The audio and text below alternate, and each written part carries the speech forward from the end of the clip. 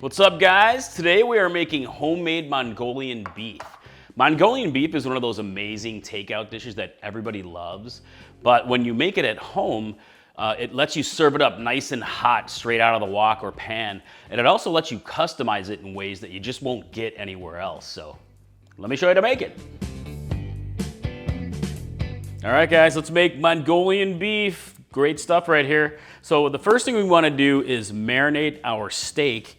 So here I have flank steak, and this is it's a little bit over 1.5 pounds. My main recipe on the website calls for a pound, but you can use more. This is one of those that kind of scales pretty easily. So the first thing you want to do is we're going to slice this into bite-sized pieces. So I like to slice it against the grain in roughly 1/4 inch slices or so, and you want to cut it against the grain like so. All right, just about done here, like 1/4 inch to 1/2 inch.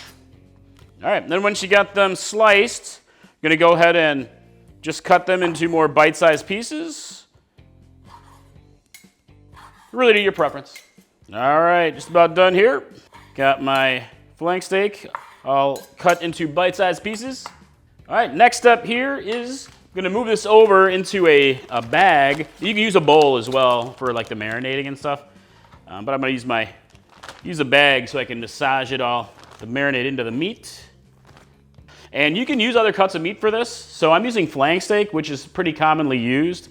You can use skirt steak for this, little tougher cuts. But really, if you could use something like a ribeye, a nice tender ribeye, but then you don't need to marinate quite as long. So all right, I'm gonna set this aside here. All right, so for the marinade, it's a very simple marinade.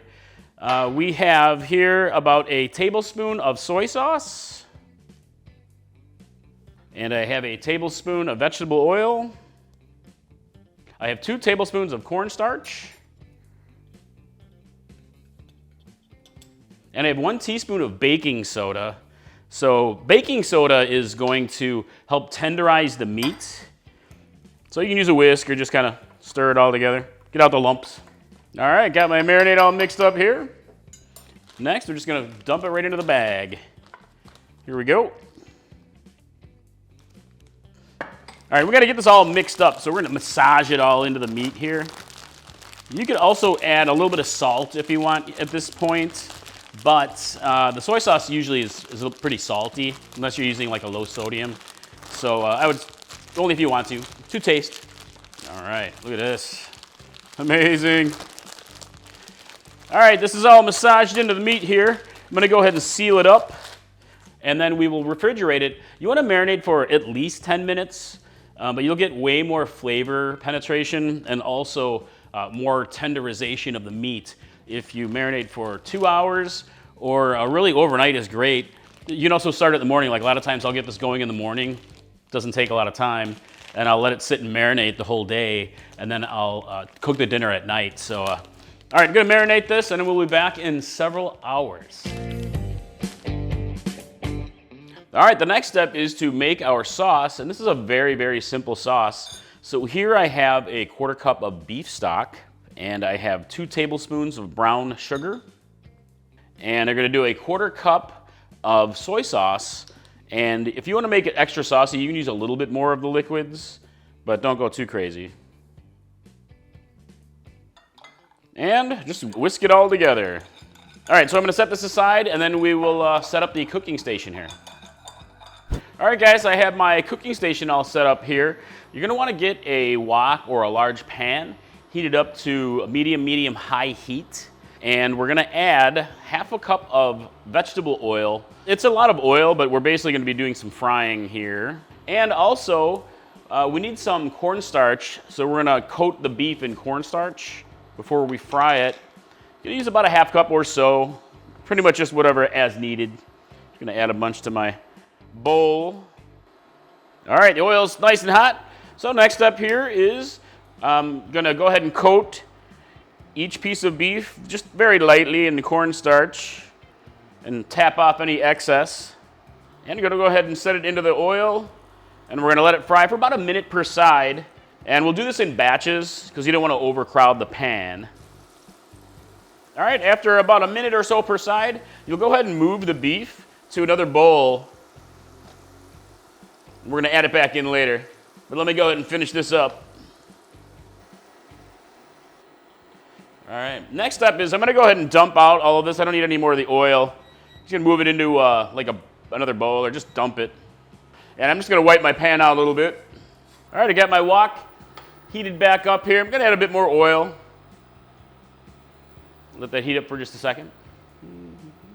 All right, and next I'm gonna go ahead and add, I have about a tablespoon or so of some minced ginger. You can add more. And minced garlic. I like lots of garlic. And we're using dried chilies. So you can use Chinese chilies, or if it's easier for you to find, chili de arbol works great here. I have some arbol chilies and some japones, which have decent heat level. They're dried chilies. It's gonna add heat. Go ahead and stir fry this up for 30 seconds to a minute or so. You can smell the gorgeous garlic blooming. I know you love it. I do very much. All right, next we're gonna go ahead and add our sauce. I'm gonna pour this in. So we're gonna wanna thicken this up a little bit. So I'm going to make a slurry of like a tablespoon or two of cornstarch, a little bit of water, stir this together. And I'm gonna pour about half of it in slowly, kind of while I'm mixing. You could use the whole thing, just depends on how thick you want. All right, it's starting to thicken up nicely. Oh yeah, look at that, sauciness. All right, so now here I have a bunch of just green onion scallions. Chop it all up. I'm gonna add most of them in here, some for garnish. All right, and then got the beef. Add back to the pan. Turn down the heat a touch. And you really just wanna warm it through, so toss it all together. And you could actually add other vegetables in here. Before I added the garlic and the ginger, you could have added onion, chopped fresh chilies, broccoli is popular. Really, this is one of those stir fries that you can add anything you want to it. That's what's great about making normal sort of takeout style dishes at home. You can customize it to ways you'd never really get it at your favorite restaurants. So throw some hot chilies in there, yes, make it hot. So all right, I'm gonna remove from heat. Dude, look at this, guys. Seriously.